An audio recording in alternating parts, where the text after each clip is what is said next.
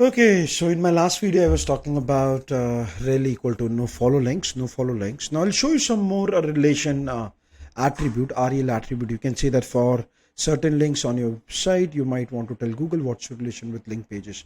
Now it means when you're giving a backlink to some other pages, you can actually tell what is the relation between your page and that page, right? So that's why we use rel, which is known as rel attribute value, and then a tag. So let us see quickly. For example, for regular links, so these are the regular links, so let's say, for example, this is an example.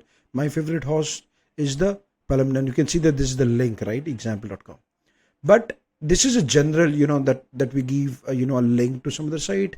This is just an example, but you can see rel is equal to sponsored. So let's say, for example, if you are getting sponsored links from some other website, or if you are sponsoring someone else, someone else website, and if that is sponsored, Google has came up with this, which is rel is equal to sponsored.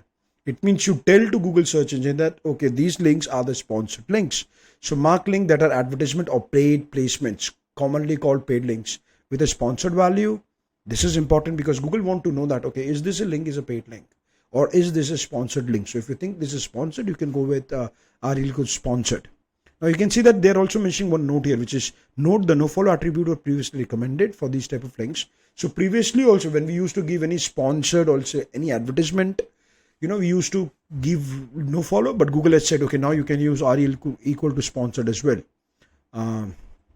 which is important.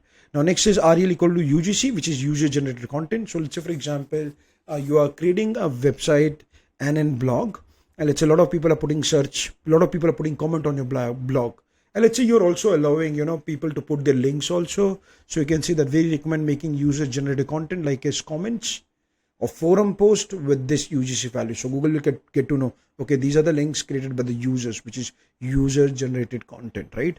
So if you want to recognize and reward trustworthy contributors, so let's say, for example, if you love, if someone is putting a comment and adding value with the link, which looks natural and relevant, what you can do is you can remove this UGC also.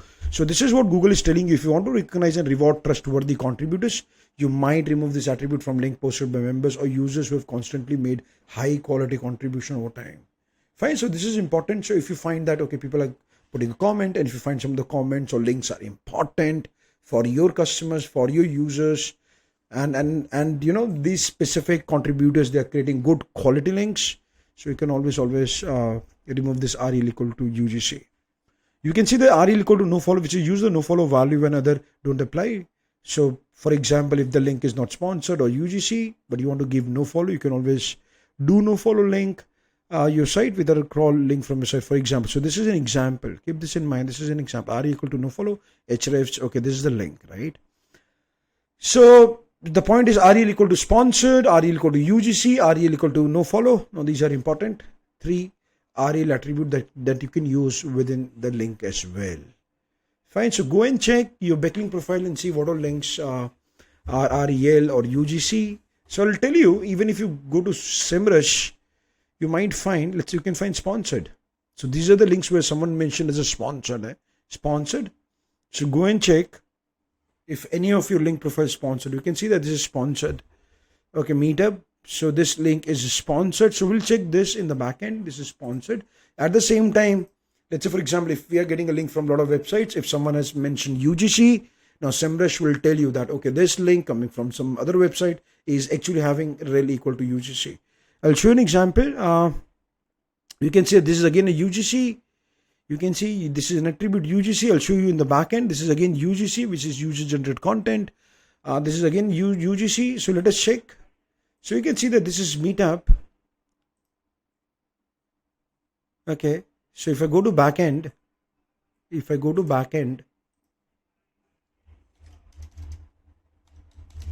Brandveda.in, and you can see that this is sponsored. So let me check UGC, because this is UGC. Okay, you can see that UGC, so they are using this as UGC, which is user generated content. Let me check. Okay, you can see UGC, that's okay.